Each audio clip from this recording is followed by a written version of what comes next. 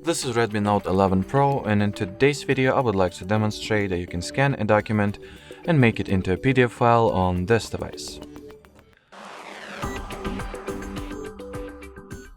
So to start, you will need to find and launch the Google Drive app.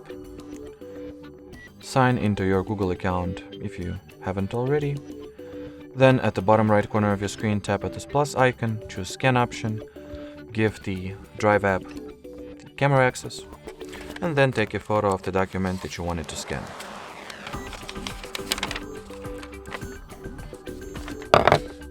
Here is mine.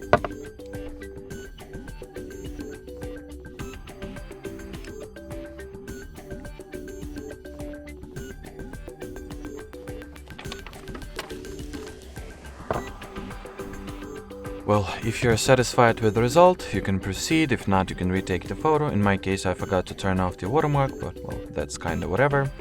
I'll just cut those watermark off. So at the following interface, you can rotate the file, crop it. I will use the crop feature to trim off extra blank edges and trim off the watermark as well, at least partly. And now, if you're ready to save, just hit the save button. Choose the name or title for your document, and then you can also modify the Google account and Drive folder that this document will be saved to.